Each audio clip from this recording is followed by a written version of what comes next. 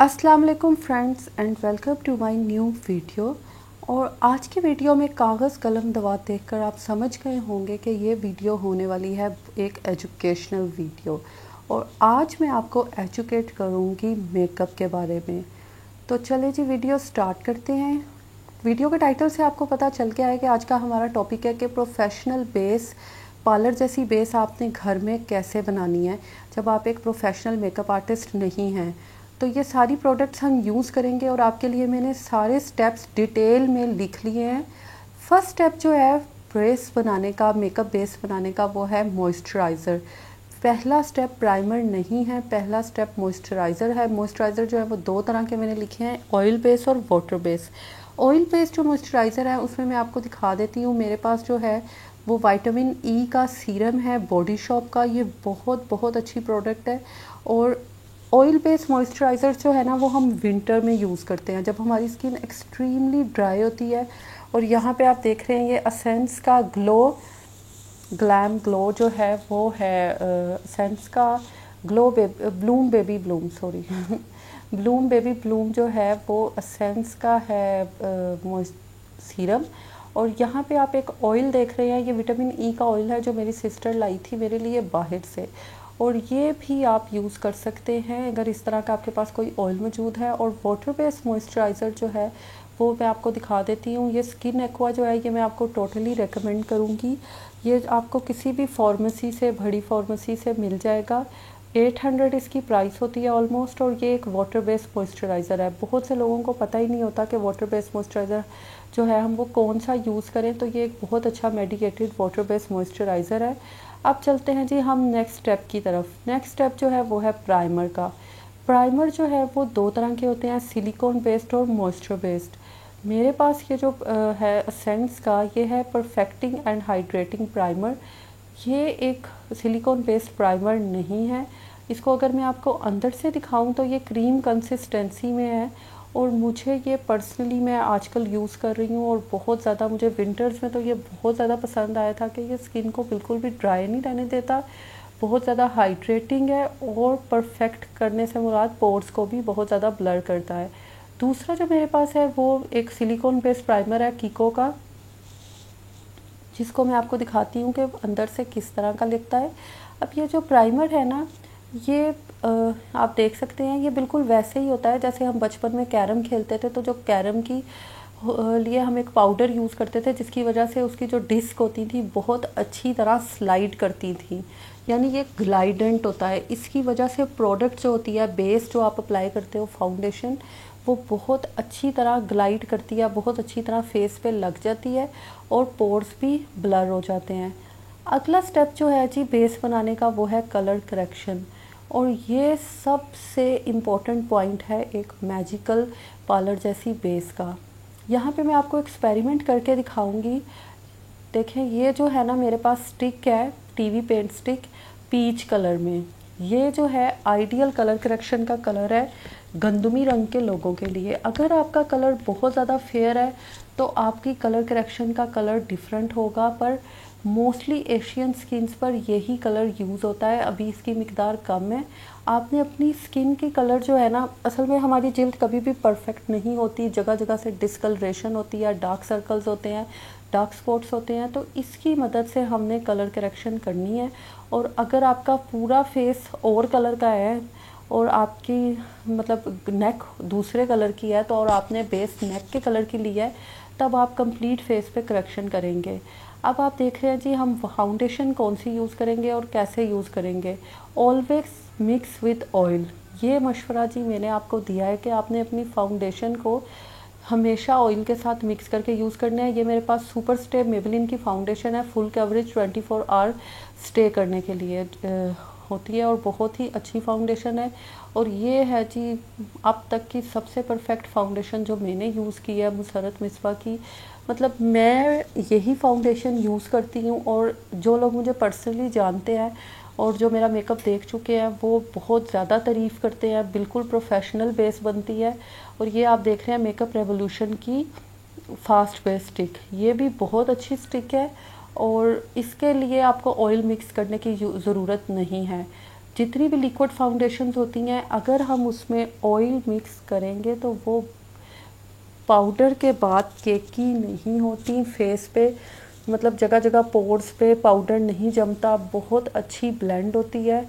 और जितना मर्ज़ी फेस पाउडर लगा लें, आपका फेस केकी बिल्कुल भी नहीं लगेगा। अब आपने देखा है कि मैंने 2 to 3 ड्रॉप्स लिए हैं ऑयल के, विटामिन ई ऑयल के, जो कि मेरे पास सीरम है, और 2 to 3 पंप लिए हैं मैंने इस बेस के। एक फाउंडेशन अप्लाई करने वाले ब्रश की मदद से मैंने इसको अच्छी तरह मिक्स कर लिया है। और अब आप देखेंगे कि मैं इसे उस एरिया पे लगा रही हूँ जहाँ हमने कलर करेक्शन की है, और देखें कितना खूबसूरत बेस का फाउंडेशन का कलर आया है।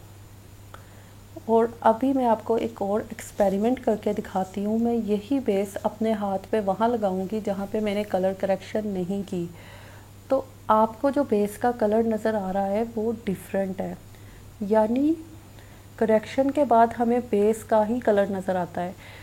मगर जब हम बग़ैर कलर करेक्शन के फाउंडेशन अप्लाई करते हैं तो जो कलर हमें नज़र आ रहा होता है वो हमारी स्किन प्लस फाउंडेशन का कलर होता है। नीचे से मेरी फाउंडेशन के नीचे से मेरी स्किन का कलर रिफ़्लेक्ट कर रहा है हाथ पे, मगर यहाँ बाजू पे नहीं कर रहा।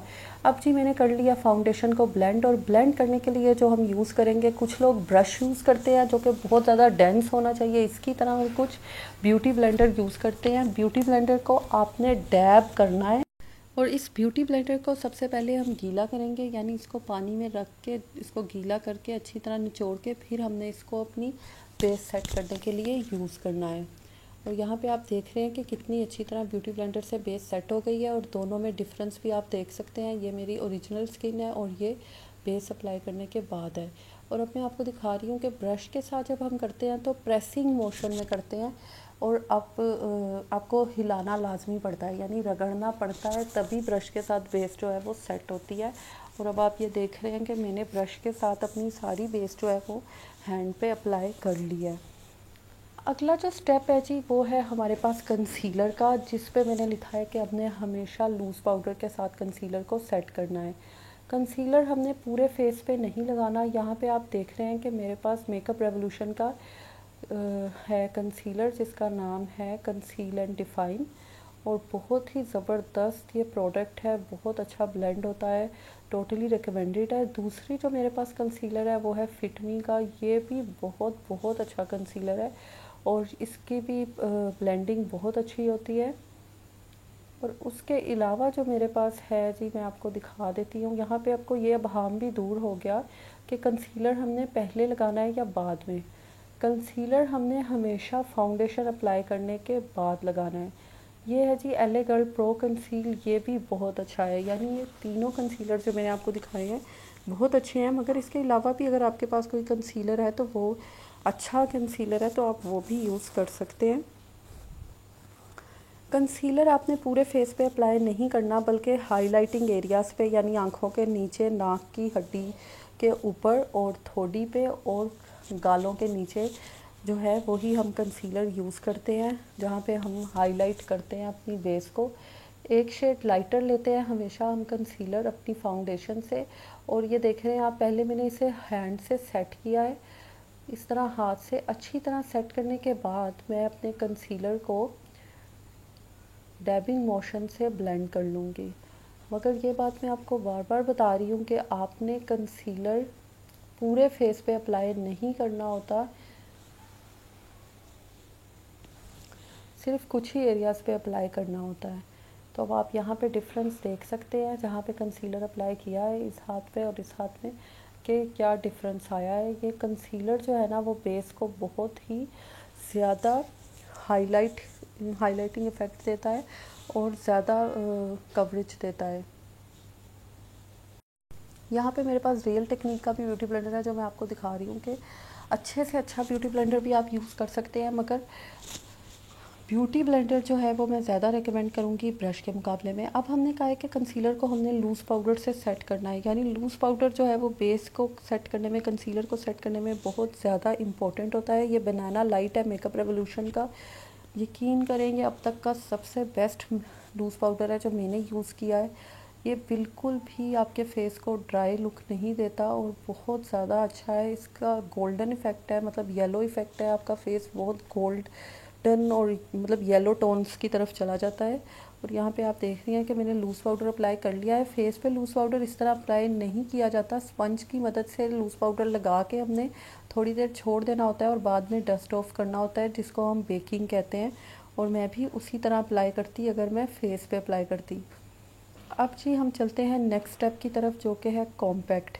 کمپیکٹ پاؤڈر جو ہے وہ لگانے سے آپ کی بیس بہت دیر تک سٹے کرتی ہے. اگر آپ کو لگ رہا ہے کہ یار ہماری تو ڈرائی اسکن ہے اور اگر ہم کمپیکٹ لگائیں گے تو ہمارا فیس بہت زیادہ کیکی لگے گا. یہاں پہ آپ دیکھ سکتے ہیں اس کا کلر ہے گولڈن میڈیم 07. تو جو ہم نے آئل مکس کیا تھا اپنی فاؤنڈیشن میں, وہ اسی لیے کیا تھا کہ آپ کا فیس کیکی نہ لگے. تو یہ آپ نے یاد رکھنا ہے کہ اگر آپ نے آئل مکس کیا ہوا ہے تو کمپیکٹ پاؤڈر لگانے سے آپ کی بیس کیکی نہیں ہوگی.